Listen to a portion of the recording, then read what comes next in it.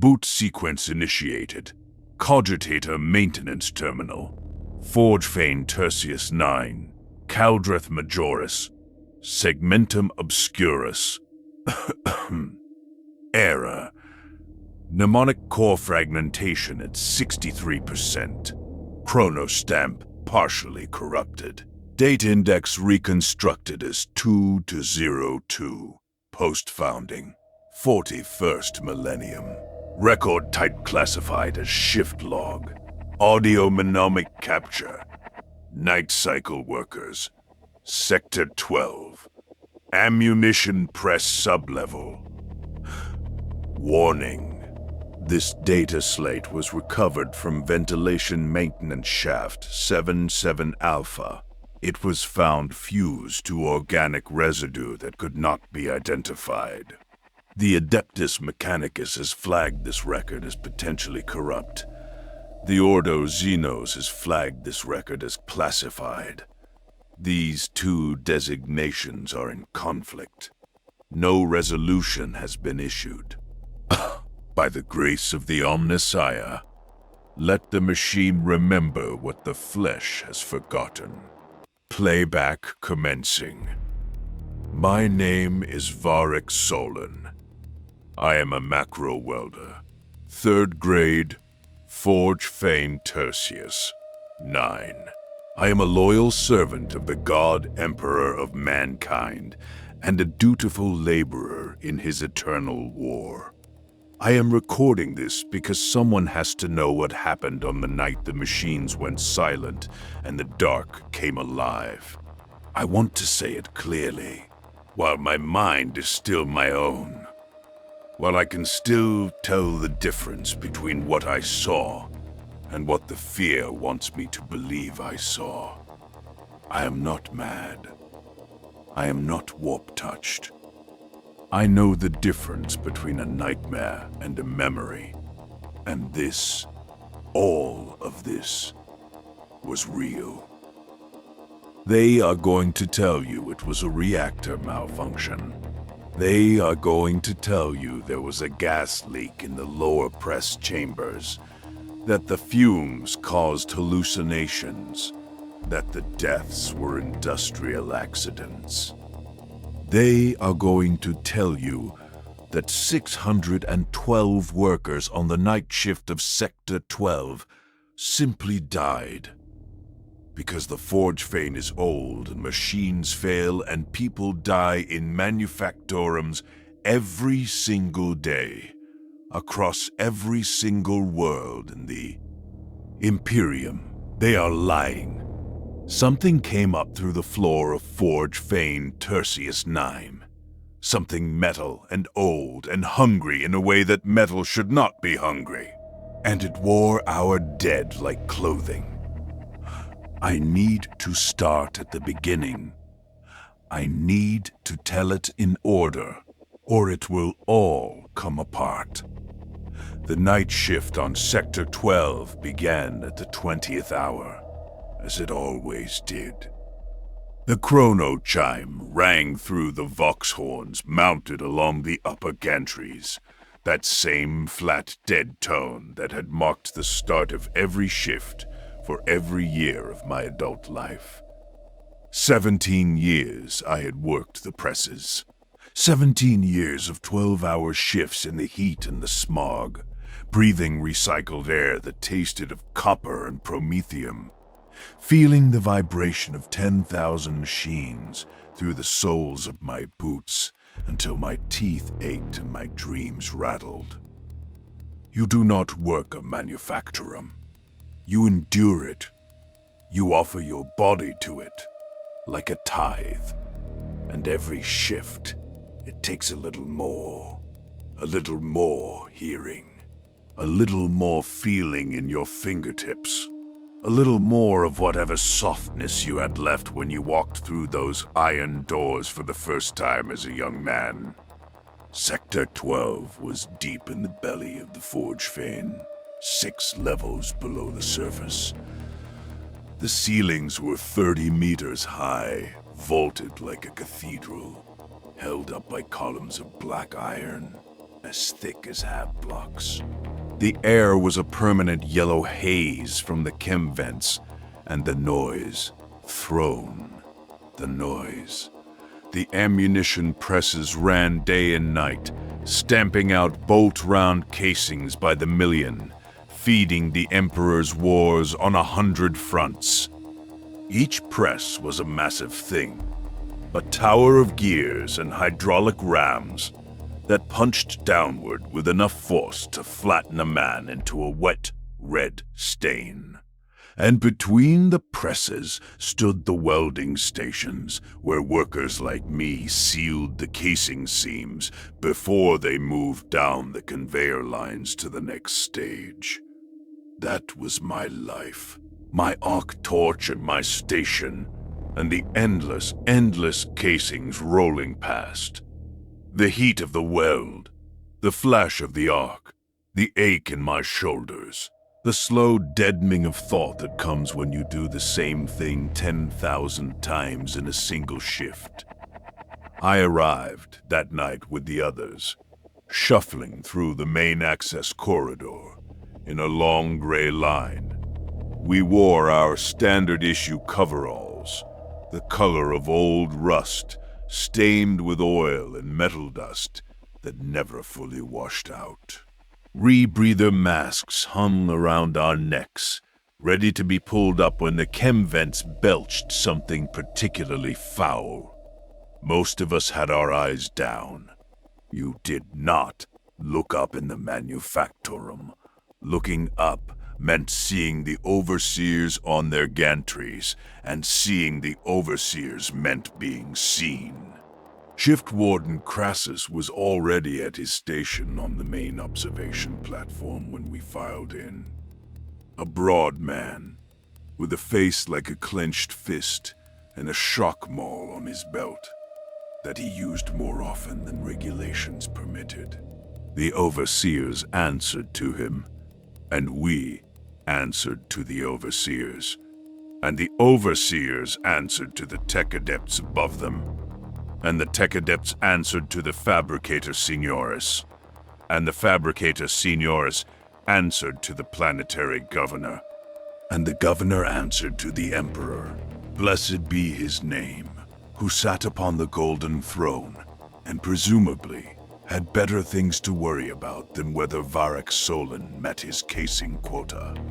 But that night, for once, I was not thinking about Crassus or quotas or the ache in my back. I was thinking about Darrow. Darrow Kent had worked the station next to mine for 11 years. He was the closest thing I had to a brother. A wiry man, all elbows and nervous energy, with a gap-toothed grin and a laugh that could cut through the noise of the presses if he really got going. Darrow was the one who kept me sane on the long shifts. He told terrible jokes. He smuggled in little flasks of rot-gut grain spirit that he distilled in his hab unit. He remembered my children's names when I forgot to mention them. He was a good man in a place that did not reward goodness. That night, Darrow was late to the line. He came jogging through the access corridor just as the last of us were filing to our stations, breathing hard, his rebreather bouncing against his chest. Overslept, he said, falling in beside me. Dreamt I was somewhere else. Can you imagine? Somewhere with a sky. Dangerous thinking. I told him, but I was grinning behind my mask. Met a woman there too, he said. Beautiful, all her teeth. No chemical burns. She said, Darrow, why don't you stay? And I said, I can't. I've got casings to weld. Even in my dreams, I can't escape this place. I laughed. Throne help me, I laughed. It was the last time I laughed. We took our stations. The shift chime sounded again. 2 short blasts, and the presses began their rhythm. That deep, shuddering thump, thump, thump that was the heartbeat of Sector 12. The conveyor belts hummed to life. The first casings appeared, rolling down the lines like a river of dull brass. I pulled my welding visor down, lit my arc torch, and began. For 4 hours, everything was normal. The casings came. I welded them. They moved on. Darrow worked beside me, his own torch flashing in steady rhythm. Around us, the other workers did the same. Hundreds of us. A human assembly line feeding the appetites of a galaxy at war. The air was thick and hot and tasted of scorched metal. Sweat ran down my back in steady streams. My hands moved automatically, the motions so deeply learned that my body could perform them while my mind drifted elsewhere. At the 24th hour, the meal chime sounded. 15 minutes. We pulled our masks down and ate our ration bars, standing at our stations because there was nowhere else to sit. Darrow shared his water flask with me because mine had cracked that morning, and the requisition queue for a replacement was 3 weeks long. Old Hennick, who worked the riveting station behind us, shuffled over to share a complaint about his knees. He was 63, which in a Manufactorum made him ancient. His hand shook so badly he could barely hold his riveter steady. But he had met his quotas every shift for 40 years, and the overseers left him alone out of something that was not quite respect, but might have been a distant cousin of it. Mila Dross, the youngest on our line, barely 19, leaned against her station and stared at the ceiling with hollow eyes. She had been on Sector 12 for only 8 months, but she already had the look, that expression, that settled onto every Manufactorum worker. Sooner or later, a dull acceptance that this was the shape of your life from now until the Emperor chose to take you. I heard the power's been fluctuating on the upper levels, Darrow said between bites. Tomas in Sector 8 said the lumens went out for a full minute yesterday. Just went dark, then came back. Plasma relay, old Hennick said, waving a shaking hand. The conduits under this place are older than the Imperium itself. They'll patch it. They always patch it. They should replace the whole grid, Mila said quietly. And who's going to pay for that? Hennick asked. You? Me? The governor up in his spire? The meal chime sounded again. We put our masks back on and returned to work. The presses resumed their pounding. The casings rolled. The arc torches flashed. For another 3 hours, everything was normal. And then, everything was not. I remember the exact moment. I was mid-weld on a standard bolt-round casing, my torch carving a bright line along the seam, when the light changed. Not a flicker, not a dimming. One moment, the lumen strips along the ceiling were blazing at full intensity, painting everything in that harsh, flat white that made your eyes ache. And the next moment they were gone. All of them. Every single one. Simultaneously. As if someone had simply reached out and crushed the sun. The presses stopped. That terrible thump, thump, thump that had been the constant companion of my life for 17 years simply ceased. and the silence that replaced it was so total, so absolute, that it felt like a physical weight pressing down on my skull. The conveyor belts wound down with a long, descending whine. The chem vents stopped cycling. The air itself seemed to hold its breath. I stood in darkness so complete that I could not see my own hand in front of my face. For a moment, no one spoke. 600 workers standing at their stations in perfect blackness, and not a single voice, because we all knew what darkness meant in a Manufactorum. Darkness meant the machines had stopped. Darkness meant the power had failed, and power failure, in a place filled with hydraulic presses and arc furnaces and plasma conduits, meant danger. Then someone screamed, not in pain, in surprise. A short, sharp bark of shock quickly stifled, and that broke the spell. Voices erupted around me, confused, frightened, angry. People calling out names, people calling for the overseers, people demanding to know what had happened. The sound bounced off the high-vaulted ceiling in the iron columns and came back distorted, so it seemed like there were thousands of us all shouting at once. "Darrow?" I called out. "Darrow, you there? Right here, Varric." His voice came from my left, close. A hand found my shoulder in the dark and gripped it. "Just a relay, yeah?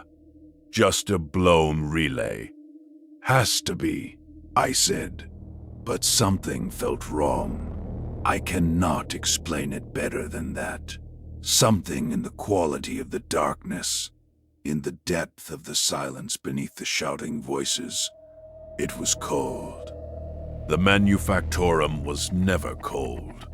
The presses and furnaces kept the temperature at a constant sweltering heat. Even when they were not running, the residual warmth should have lingered. But the air against my skin was cold, and getting colder, as if something had opened a door to the void itself somewhere in the bowels of the forge fane. "Overseers will have it sorted," Darrow said. "Emergency protocols. Backup. Generatoria." He was right. The backup system should have engaged within 30 seconds of a primary power failure. Every Manufactorum in the Imperium had redundancy built into its bones, layer upon layer of failsafes installed by the Adeptus Mechanicus. The emergency chem-lights, chemical backup lumens that required no power, should have activated automatically. We waited. 30 seconds, a minute, 2 minutes. The darkness held. The cold deepened. And then, from somewhere far below us, from the sub-basement levels where the heavy machinery foundations were sunk into the bedrock, I heard something, a sound that did not belong. A slow, rhythmic scraping, metal on metal, heavy and deliberate, like something vast dragging itself across the floor of the world. "Do you hear that?" I whispered to Darrow. His hand tightened on my shoulder. "It's the pipes," he said. "Cooling pipes, contracting. That's all." But it was not the pipes. I had worked this place for 17 years. I knew every sound the forge fane made. The hiss of steam vents, the groan of settling metal, the click and whir of automated systems cycling through their routines. This was none of those things. This was footsteps. At the 4-minute mark, the emergency chem-lights finally activated. They came on in a stuttering cascade, one after another, along the walls and pillars, throwing a dim, greenish-yellow glow across Sector 12. After the absolute blackness, even that feeble light felt like salvation. It was not. The first thing I saw was the faces around me. Hundreds of workers, their coveralls dark with sweat, their eyes wide above their rebreather masks. Darrow beside me, his grip still on my shoulder, jaw clenched tight. Mila Dross at her station, hands pressed flat against the conveyor belt, as if it were the only solid thing in the world. Old Hennick, standing very still, his head tilted, listening. The second thing I saw was the overseer gantries above us. I looked up. I should not have looked up. The gantries were empty, all of them. The observation platforms where Shift Warden Crassus and his 4 sub-overseers had been standing not 5 minutes ago were deserted. Their chairs were overturned. Their data slates lay scattered on the metal grating, and draped over the railing of the main platform, spread out with terrible care, like washing hung to dry, were skins. Human skins. I stared. My mind refused to process what my eyes were showing me. 5 skins. 5 complete, intact human skins, from scalp to soul, peeled away from their owners with surgical precision. They hung limp and wet over the cold iron railing, arms dangling, fingers still curled, empty faces sagging like deflated masks. The chem-light caught the wet gleam of exposed fat and tissue, still clinging to their inner surfaces. I recognized Crassus by the tattoo on his forearm. The Imperial Aquila he had been so proud of, rendered in fading blue ink. It was still there on the hollow sleeve of skin that had been his right arm. Still there, just empty now. Someone began screaming, then others. The thin green light of the chem sticks turned every face into a mask of horror as people looked up and saw what I had seen. Workers stumbled back from their stations. Some ran, some fell to their knees. Some simply stood and stared, their mouths open behind their masks, unable to reconcile the familiar shape of the forge fane with the abattoir hanging above them. "Emperor, protect us," Darrow breathed. His hand had gone slack on my shoulder. Varric. Varric, what? How is that? Who could? "We need to move," I said. The words came out flat, mechanical, as if some deeper part of my brain had taken over, while the rest of me crumbled. "We need to get to the access corridor. We need to get out."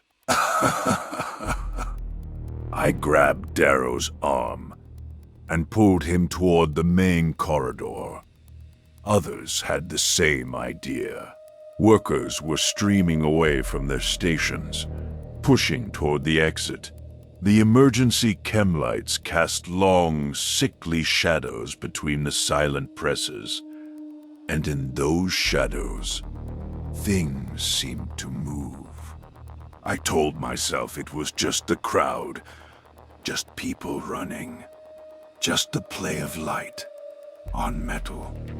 I told myself that. We made it perhaps 50 meters before the first real scream came. Not a scream of shock, a scream of agony. A long, raw, tearing sound that came from somewhere in the press rows to our left, from deep between the massive housings of machines 4 and 5. It rose, and then cut off with a wet, choking gurgle, and in the silence that followed, I heard it again. The scraping, metal on metal. Slow, deliberate, heavy, coming closer. The crowd surged. People shoved and clawed at each other. Someone knocked old Hennick down, and I lost sight of him in the press of bodies. I kept my grip on Darrow, and we pushed forward, trying to reach the corridor mouth, trying to reach the door. Another scream, this one from the right. Closer, a woman's voice, high and desperate, breaking into a series of short, sharp shrieks that sounded like words but were not. Then the scraping again. From the right now, and a new sound beneath it. A rapid clicking, like metal fingers drumming on sheet steel. "There's more than one," Darrow said.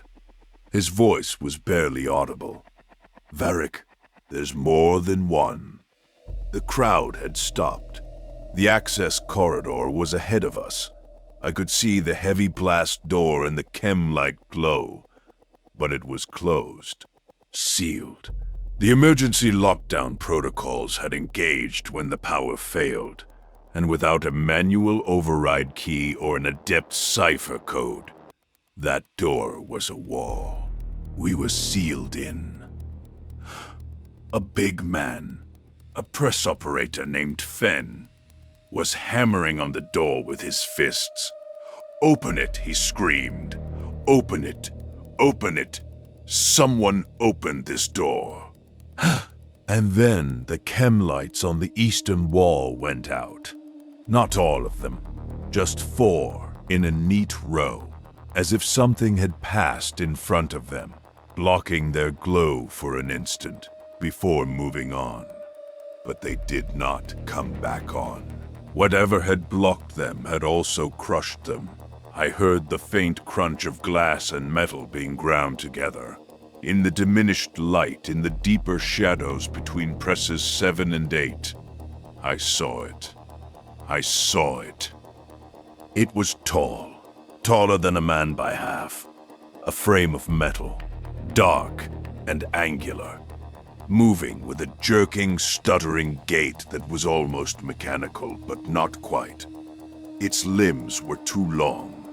Its joints bent in directions that human joints should not bend. It moved between the silent presses like a spider moving between the strands of its web, with terrible patience and terrible purpose. It was wearing something, draped over its skeletal frame. Hanging loose and wet from its shoulders was a sheet of flesh, human flesh, a skin that did not fit it, that bunched and sagged over its angular chassis, still glistening.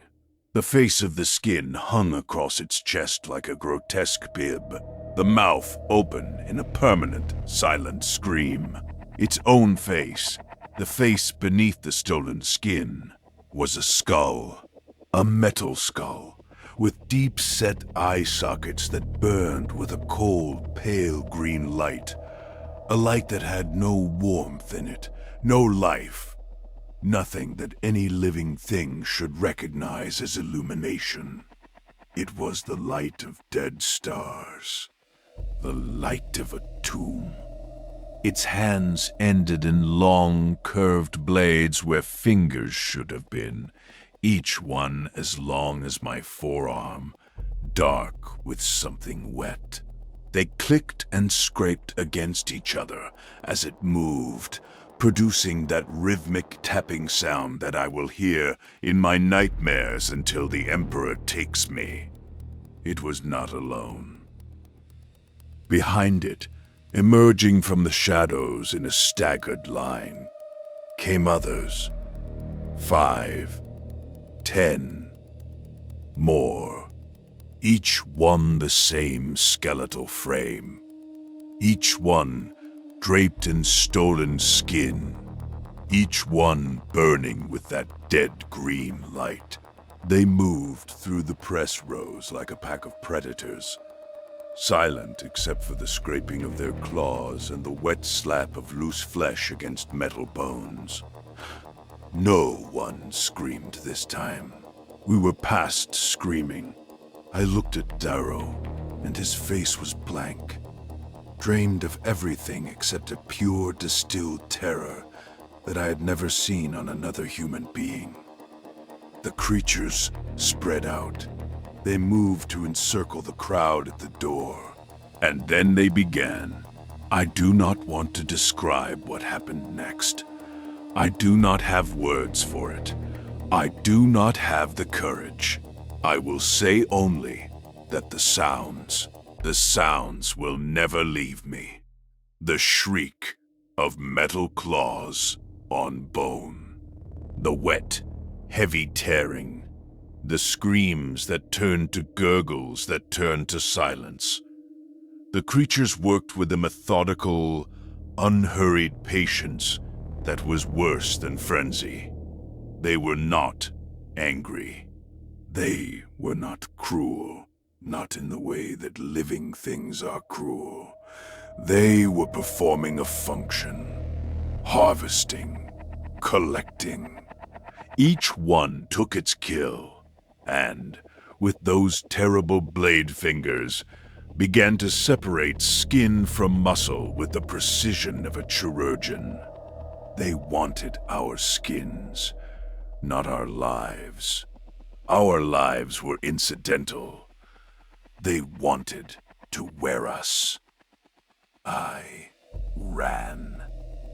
Throne, forgive me, I ran. I seized Darrow's wrist, and I dragged him away from the corridor door, away from the crowd, away from the killing, and I ran deeper into Sector 12, into the maze of silent presses and dead conveyor belts, into the darkness where the chem-lights grew sparse and the shadows swallowed everything. Others ran too. I could hear them. Footsteps pounding on the deck plates, people gasping and sobbing as they scattered into the labyrinth. The forge fane was enormous, a cathedral of industry stretching for nearly a kilometer in every direction, with thousands of machines and maintenance crawlways and service ducts threading through it, like the veins of some vast iron beast. If we could hide, if we could just survive until the day shift came, until someone noticed the power failure and sent help. We ducked behind a press housing, pressing ourselves flat against the cold metal. I killed my arc torch, stuffed it into my belt. In the darkness, I could hear Darrow's breathing, quick and shallow, and my own heartbeat hammering against my ribs. What are they? Darrow breathed. Varric, what are they? Machines? Xenos? What in the Emperor's name are they? I don't know. They were wearing people. They were wearing Crassus. I saw his face on one of them. I saw his face. Be quiet. Be quiet, Darrow. We listened. The screams from the corridor were fading, not because they had stopped, but because we had put distance between us and the killing ground. The chem-lights here were sparse, one every 20 meters or so, casting small islands of green light separated by vast pools of shadow. The presses loomed above us like the pillars of a dark temple, and between them the conveyor belts stretched away in endless, silent lines. I tried to think. The main access corridor was sealed, but there were other ways out of Sector 12. Maintenance hatches, service tunnels, the ventilation system that threaded through the walls. If we could reach the sub-level access point on the western side, there was a ladder shaft that led up to Sector 7, and from there to the surface levels. Western access, I whispered to Darrow. The maintenance ladder. We go quiet. We go slow. We stay off the main aisles. He nodded. I could barely see the motion in the darkness, but I felt his hand squeeze my arm. We moved. We crept between the machines, keeping low, using the massive press housings as cover. The floor beneath us was a grid of metal decking, and every step produced a faint clang no matter how carefully we placed our feet. I moved in a crouch, one hand trailing along the side of the nearest press, using it as a guide in the near-total darkness. We had gone, perhaps, 100 meters when we found Mila. She was pressed into the narrow gap between two press foundations, wedged so tightly that I almost tripped over her legs. When I whispered her name, she made a small animal sound, a whimper that was barely human, and I felt her hand clutch at my ankle. "Come with us," I whispered. "Western access. We're getting out." She shook her head. I could feel the motion. "They're everywhere," she whispered. I saw between the presses 3 of them. They were taking Fen apart. He was still alive when they started. I closed my eyes. In the darkness, it made no difference. "We can't stay here," I said. "They're hunting. If we stay still, they'll find us." It took Darrow and me nearly a minute to pry Mila out of her hiding spot. She was shaking so badly that her teeth chattered, a rapid clicking sound that seemed terrifyingly loud in the silence. Darrow put his arm around her shoulders and we kept moving. The western side of Sector 12 was a landscape of heavier machinery, the main stamping presses, each one a tower of iron and brass that reached from floor to ceiling, connected by a web of overhead cranes and chain hoists that dangled in the chem-light like the tendrils of some deep-sea creature. The aisles between the presses were narrower here, barely wide enough for 2 people abreast, and the floor was slick with lubricant and hydraulic fluid. We moved in single file, me in front, then Mila, then Darrow at the rear. Our breathing sounded like bellows in the silence. Every shadow was a threat. Every glint of chem-light on metal was a burning green eye. I flinched at every sound, every drip of fluid, every creak of cooling metal, expecting at any moment to see one of those skeletal shapes unfold itself from the darkness, with its stolen skin flapping wetly against its frame. We were halfway to the western access point when we heard the clicking again, that rapid, rhythmic tapping of blade fingers on metal, coming from somewhere ahead of us. I froze. Mila pressed herself against my back. Darrow went absolutely still. The clicking moved from left to right across the aisle ahead, perhaps 20 meters away. In the faint green glow, I caught a glimpse of movement, a tall, angular silhouette passing between 2 press housings, moving with that jerking, insectile gait. Something wet and pale dangled from its frame. It paused. The green lights in its eye sockets swept the aisle.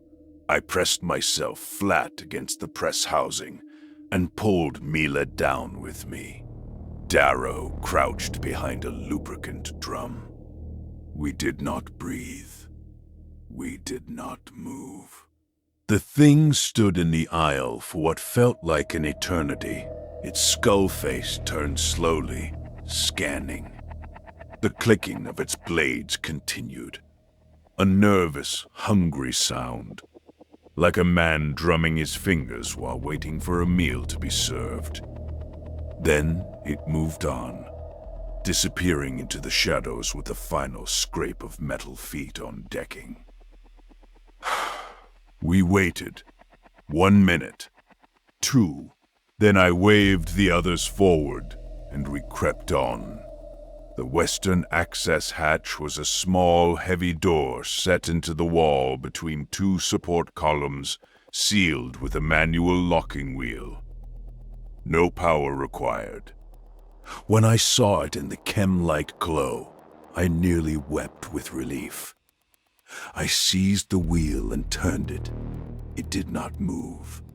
I tried again, braced my feet and threw my weight into it. Nothing. The wheel was locked, solid, not sealed by the emergency protocols. Those only affected the main blast doors. This was jammed mechanically, as if something had fused the mechanism from the other side, or as if something had sealed it deliberately. I leaned my forehead against the cold metal of the door and tried to think through the fear. The main corridor was sealed. The western access was jammed. There were other exits. The eastern service tunnel, the cargo lifts. But those were on the far side of Sector 12, and between us and them lay a kilometer of lightless factory floor prowled by metal things that wore our dead as trophies. The vents, Darrow whispered behind me. The ventilation shafts. They run through the walls, connect to the upper levels. Big enough for a person. He was right. The chem vent system that filtered the toxic air from the Manufactorum was a network of wide ducts that ran through the walls and ceiling of every sector. They were designed to be accessible for maintenance, which meant they were wide enough for a grown man to crawl through. The nearest access panel was on the south wall, near the stamping press foundations. "That's our way," I said. We turned south. The chem-lights were almost non-existent in this part of the sector, and we moved by touch as much as sight, trailing our hands along the walls, feeling our way between machines. The darkness pressed against us like a living thing. And beneath our careful footsteps, beneath our ragged breathing, beneath the distant, echoing screams that still came from somewhere deep in the forge vein, there was that sound. Scraping, clicking, the slow, heavy tread of metal feet. Closer now. Mila stopped. "Behind us," she said. Her voice was so thin it was almost inaudible. "Something is behind us." I turned. In the absolute dark of the aisle behind Darrow, 2 points of pale green light floated at head height, unblinking, unmoving, just watching. "Go," I said. "Go now. No more stealth." We ran through the darkness, stumbling over cable bundles and deck fixtures, slamming into the housings of machines we could not see. The clicking behind us accelerated, becoming a rapid staccato, and I heard the scrape of claws on metal, fast now, pursuing, and a new sound, a sound like whispering, like a voice trying to form words through a throat that had no flesh. Darrow was beside me. Mila was ahead, running with the desperate speed of the truly terrified. I could hear the thing behind us closing the distance, could feel the displaced air of its long, loping stride. And then Mila screamed, and I heard a crash, and she was gone. Down, she had tripped over something in the dark, and I heard her hit the deck, and the clicking changed direction, veering toward the sound. And Darrow grabbed my arm and pulled me sideways into a narrow gap between 2 press foundations. We pressed ourselves into the gap. It was barely wide enough for us. The cold iron squeezed my chest and back. Darrow was beside me, his face inches from mine, and even in the dark I could see the whites of his eyes. From the aisle, 5 meters away, I heard Mila. She was making the sound that I will carry with me into whatever afterlife the Emperor grants me. A low, continuous moan that rose into a scream, then dropped back to a moan, rhythmic, pulsing, like a prayer of pure agony. The clicking was there too, fast and eager, and beneath it a wet sound. A sound like someone slowly, carefully peeling the skin from an overripe fruit. I pressed my hands against my ears. It did not help. Darrow turned his face to the wall, and I saw his shoulders shaking. It went on for a long time. When it stopped, the silence was worse. We stayed in that gap for what felt like hours. It might have been minutes. When I finally dared to move, to slide my head out and look down the aisle, I saw a shape on the floor in the distant chem-light. A shape that was wet and red and no longer recognizably human, lying in a dark pool that spread slowly across the metal decking. Something was draped over the nearest press housing, spread out carefully, meticulously, like a hide set out to cure. It was pale and limp, and had Mila's face. I did not vomit. I had nothing left in my stomach to vomit. Darrow pulled me back, and we moved on, squeezing through the narrow gap between the foundations, moving parallel to the south wall. We did not speak. There was nothing left to say. The ventilation access panel was where Darrow had said it would be. A square metal grate set into the south wall at waist height, secured with 4 manual bolts. My hands were shaking so badly that it took me 3 attempts to get the first bolt free. Darrow kept watch, standing with his back to me, staring into the darkness with the fixed, blank expression of a man whose mind was holding itself together through sheer force of will. I got the 2nd bolt free, the 3rd. As I was working the 4th, Darrow said, very quietly, "There's one watching us." I did not look. I could not afford to look. I put everything I had into that last bolt, and felt it give, felt the grate swing open on its hinges, and the vent exhaled a breath of stale, warm air that smelled of dust and old chemicals. "Get in," I told Darrow. "Go. Now. You first. Darrow, get in the vent." He looked at me.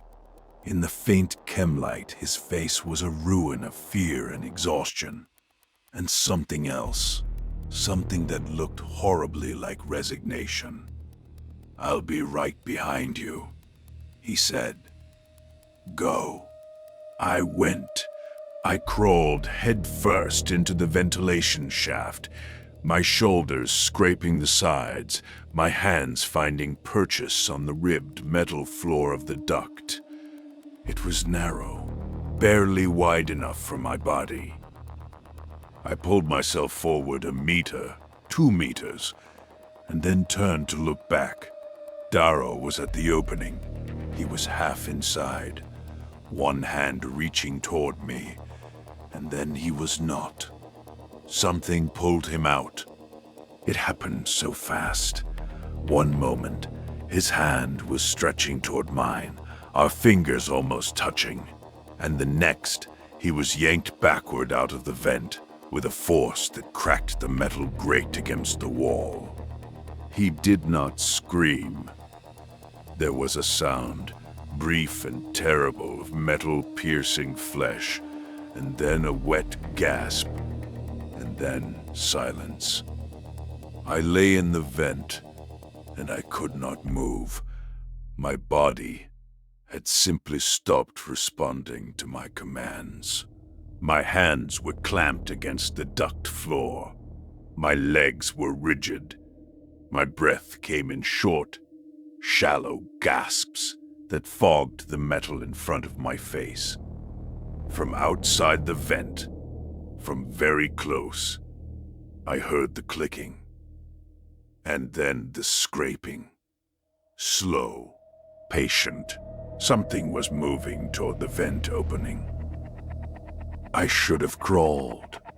I should have dragged myself deeper into the shaft, put distance between me and the opening, found a junction, found a way up, but my body would not obey.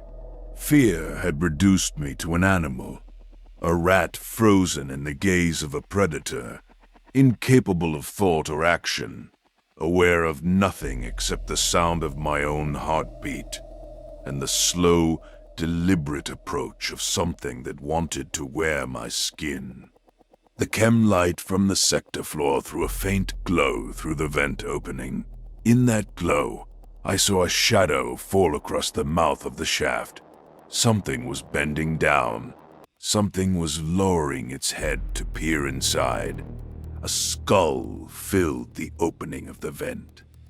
A metal skull, ancient and angular, with deep-set eye sockets that blazed with that pale, dead green light. But over the skull, stretched and distorted, pulled tight across the metal cranium, and pinned in place by something, I could not see what, was a face. Darrow's face. Darrow's gap-toothed grin, impossibly wide, the skin pulled taut, the eyes empty sockets behind which the green fire burned. The face was still warm.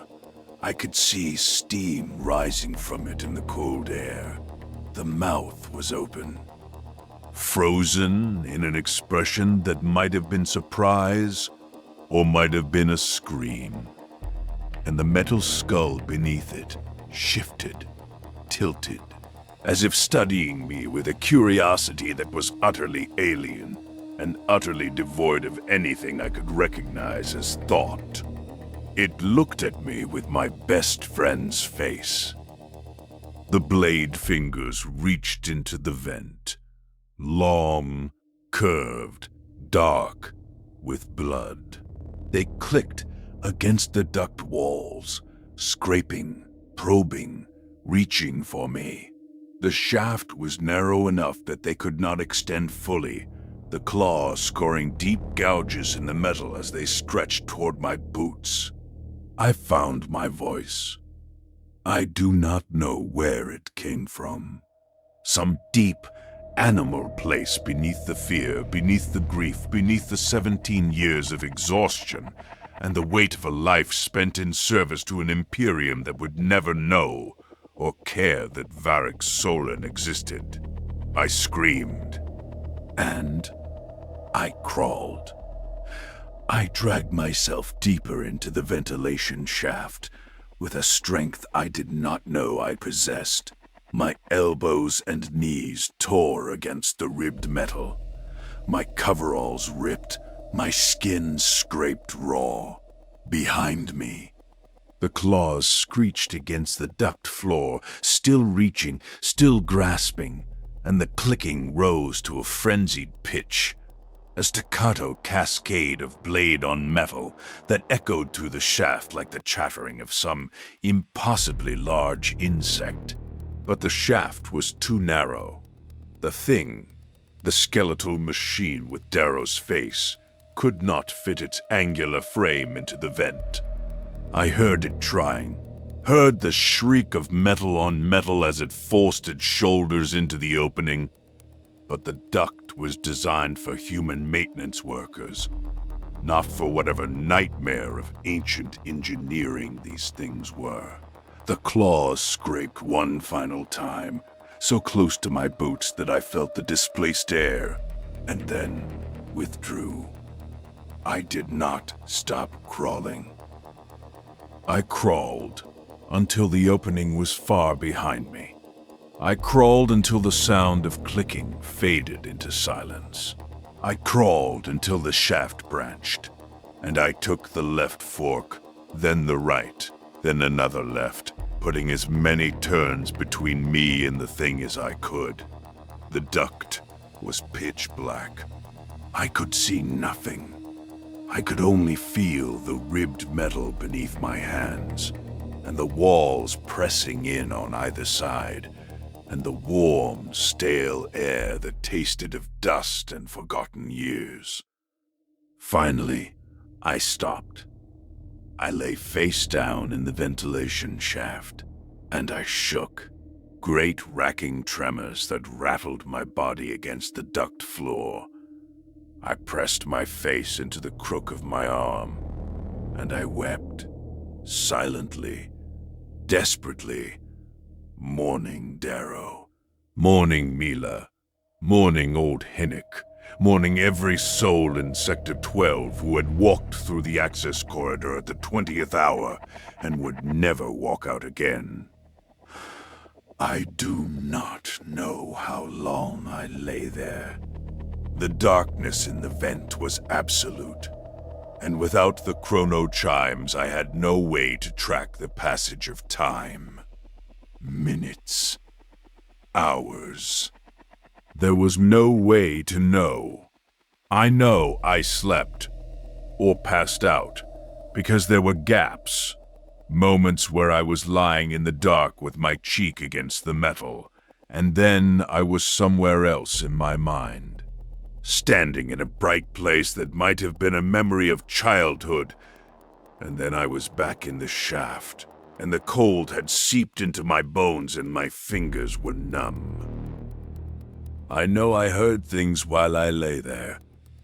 Distant sounds that traveled through the ductwork from the sectors beyond. Screams. Always more screams. From above, from below, from directions I could not identify. The creatures had not stayed in Sector 12. They had spread through the forge vein like a disease, rising up from whatever dark place they had come from. And now, the whole Manufactorum was their hunting ground. Once, I heard a voice in the vents, close, a man, whispering a prayer, the words of the Imperial Creed recited in a breathless, desperate monotone. Emperor, deliver us from the darkness. Emperor, grant your servants the strength to endure. Emperor, let your light shine upon us in this our hour of need. The voice moved past me, receding down a branching shaft, and then stopped mid-word, replaced by a brief scraping sound, and then nothing.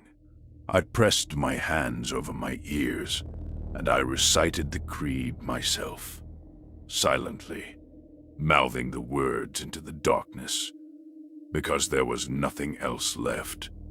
No tools, no weapons, no plan. Only the words that every citizen of the Imperium is taught from birth.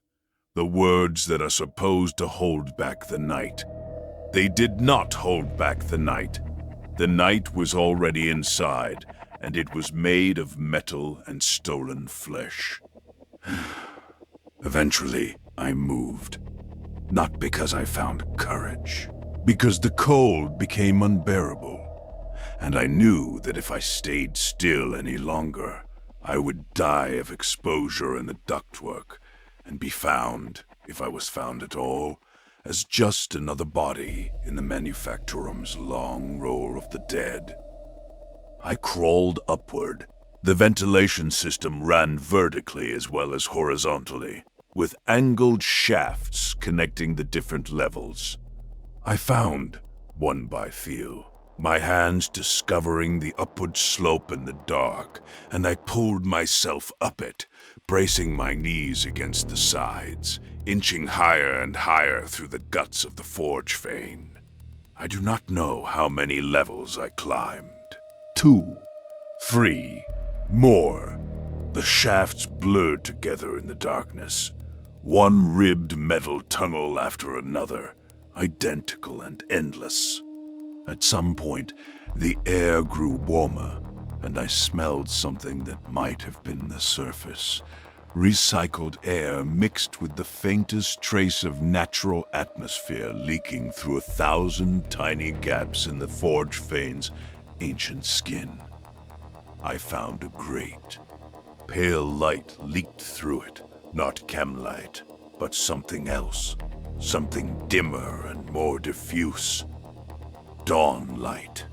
The light of a sun filtered through the smog layer above Caldreth's industrial zones, seeping into the upper levels of the Manufactorum through grimy windows, set high in the walls. I kicked the grate out and dragged myself through the opening and fell 2 meters to the floor of what I eventually recognized as a storage depot on level 2. I lay on the cold rockcrete and stared at the ceiling and breathed. I was alive. I did not feel alive. I felt hollowed out, as if the creatures had taken something from me after all, not my skin. Something deeper. Something that I do not have a name for.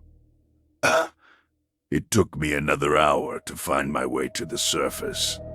The upper levels were abandoned. The day shift workers evacuated when the power failure triggered a facility-wide alert. Arbeitsenforcers and Mechanicus response teams were already arriving when I stumbled out of a service exit into the gray light of a Caldreth morning. I was taken into custody, questioned, sedated, questioned again. I told them everything. They listened with faces that betrayed nothing, and then told me I had experienced a psychotic episode brought on by toxic gas exposure. I asked them about the dead, about the skins, about the 612 workers who had gone into Sector 12 and not come out. They told me the matter was under investigation. They told me I would be reassigned to a different sector pending a medical review. They told me not to speak of what I had seen to anyone, ever, by order of the Ordo Xenos, inquisitorial mandate. Failure to comply punishable by summary execution. I am recording this in violation of that order. I am recording this because Darrow Kenst deserved better than to be forgotten. Because Mila Dross deserved better. Because 612 people walked into Sector 12 that night, and the Imperium wants to pretend they simply ceased to exist, as if their lives were as disposable as the bolt-round casings they spent those lives producing. I have one more thing to say, and then this record is finished. 3 nights after the incident, I was lying in my bunk in the temporary worker housing they had assigned me. I was not sleeping. I have not slept since. But I was lying in the dark, staring at the ceiling, when I heard something outside my window. Clicking. Slow. Rhythmic. Metal on metal. Like blade fingers drumming on a windowsill. I did not look. I lay in my bunk, and I closed my eyes, and I recited the creed, and I waited, and after a very long time the clicking stopped. But when I opened my eyes and looked at the window in the gray pre-dawn light, there was a handprint on the glass. A handprint made of 5 long, thin smears, too long to be human fingers pressed against the outside of the pane. They know I survived, and they are patient. The creatures are patient. This is Vox-Solon, Macro-Welder, 3rd grade, Forge Fane, Tertius, 9. Loyal servant of the Emperor. I do not know how much longer I have. I do not know if this record will survive me. I know only what I saw, and what I saw was this. Something old and terrible sleeps beneath the foundations of this world, and it is waking up, and it is hungry, and it wants to wear us. Emperor, protect us. Emperor, forgive me. This record is ended. Playback complete. Cogitator Unit 734 returning to dormant state. Addendum. Following the events described in this audio log, Forge Fane Tertius 9 was placed under full quarantine by order of the Ordo Xenos. All surviving personnel were reassigned or terminated. All records pertaining to the incident were classified under Inquisitorial Seal Vermilion. The subject, Vox-Solon, Macro-Welder 3rd grade, failed to report for his scheduled reassignment 7 days after recording this log. A search of his assigned housing unit found the room empty. The window was open.